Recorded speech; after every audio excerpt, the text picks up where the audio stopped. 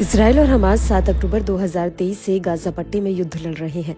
Gaza युद्ध शुरू होने के बाद से कतर, अमेरिका और मिस्र के साथ मिलकर युद्ध विराम और बंधक रिहाई समझौते को सुरक्षित करने के लिए महीनों से काम कर रहा है, लेकिन इसराइल और हमास के बीच अभी तक सीज फायर डील फाइनल नहीं हो पाई है।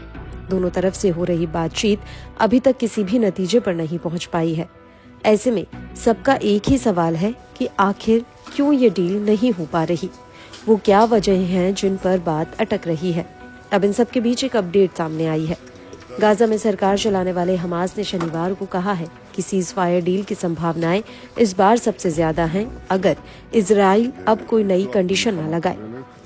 हमास, फिलिस्तीनी इस्लामिक जिहाद और popular front for the liberation of फिलिस्तीन के नेताओं का प्रतिनिधिमंडल शुक्रवार को काहिरा में मिला। ये मुलाकात युद्ध विराम और बंधक रिहाई समझौते के लिए चल रही वार्ता पर चर्चा करने के लिए थी।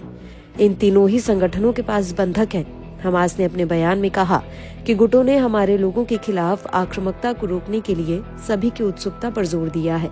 जाहिर तौर पर ये रुख गुटों का स्थायी युद्ध विराम की मांग के संदर्भ में था।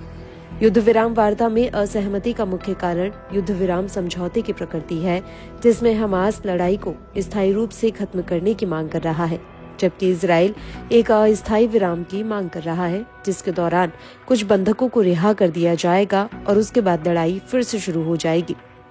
उधर इजराइल ने एक ऐसे समझौते की मांग की है जो सैन्य अभियान को समाप्त करे, जबकि हमास इस बात पर जोर दे रहा है कि समझौते में ये कहा जाए कि युद्ध विराम से युद्ध समाप्त हो।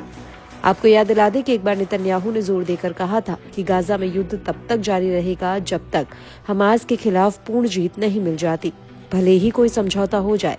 इस मकसद पर कई टॉप इजरायली अधिकारियों ने सवाल उठाए थे, जिनमें उनके अपने रक्षा मंत्री और हमास के जरिए बंधक बनाए गए लोगों के परिवार के सदस्य भी शामिल थे। वहीं हमास सीज फायर बातचीत के आगे न बढ़ने के पीछे कारण बेंजामिन नेतन्याहू को कह रहा है। अल जजीरा की रिपोर्ट के मुताबिक संगठन ने नेतन्याहू पर आरोप लगाया है कि वह नई डिमांड रख रहे हैं और बातचीत के लिए सीरियस नहीं है। יהפוך את ביירות ואת דרום לבנון, לא רחוק מכאן.